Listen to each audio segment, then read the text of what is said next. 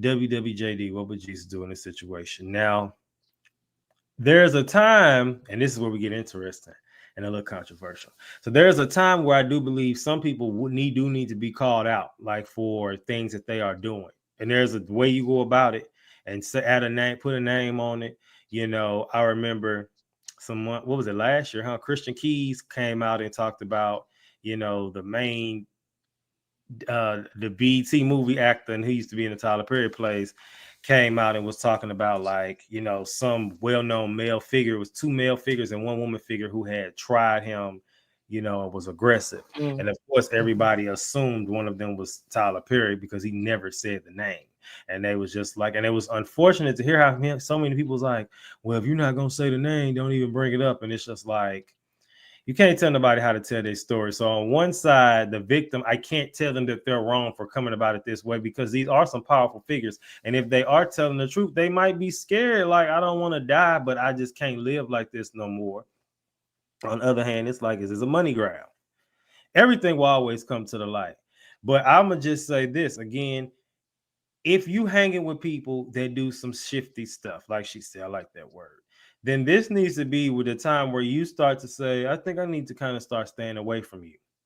Or if you are doing the shifty stuff, I would strongly suggest that you need to get a reality check and don't, and again, we said lust won the last time, and the same thing. Don't allow your lust for power, lust for life, or lust for, lusty stuff to get you caught up into doing something to where you're going to regret it later. Because that happens to men a lot. Where, especially, I mean, everyone gets caught up in love, but men, it's a little different. And you're getting caught up in wanting somebody, and now you end up dead. That didn't happen with dudes that got set up like that. You from Detroit, I'm from St. I didn't heard some stories where people that got set up trying to get somebody, or, in a situation where they knew, the girl got the girl real drunk, and they, it was a group of them, and they enjoyed her, in a group setting. And because you was there, or because you participated. So I'm going to say this and then ask you before we move on. Well, you asked, what would Jesus do ethically, morally correct in this situation? If you did it, I mean, I would just go ahead and apologize.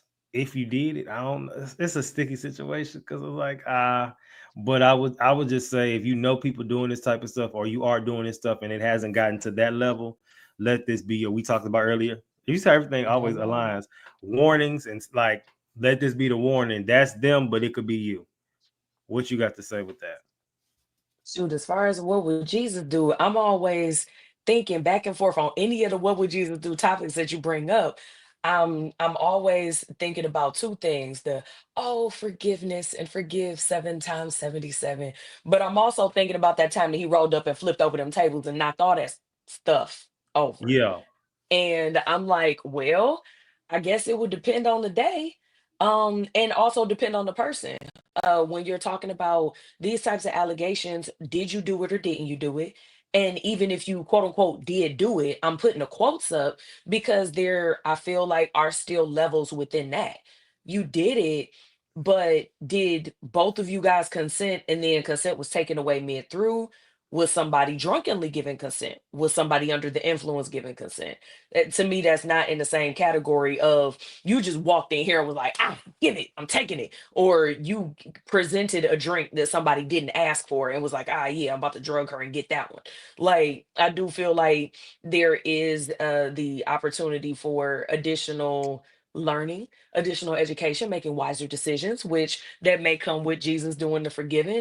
But there's also that end of the spectrum where it's like, no, you know exactly what you were doing. You did it. You went in with wrongful intentions. You went in being evil. And it's like, no, knock this stuff over. Right. And I like that too, because, and the thing is too, also, I'm going to add, you can do both.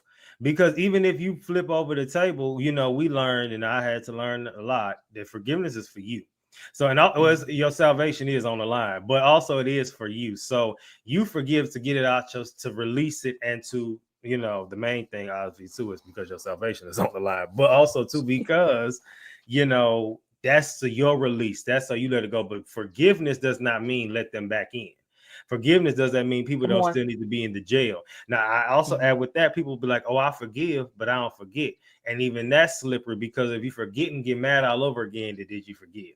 But the thing is, too, every time you think of the situation, you have to forgive in that moment, because that phrase has been overused, because like, well, I forgave him, but I don't forget. It's like, you're still not over it. And Mhm. that's fine, but I want you to acknowledge that, because that don't mean that they don't deserve to be cut off indefinitely. That don't mean that they don't deserve to go to jail. But if you feel a tightness in your chest and stomach, and you get irritated, your mood shift, that, let me say it like this, they still have a hold over you, and that's what you don't want. Mhm. That's right. WSMD, what's your man doing in this situation?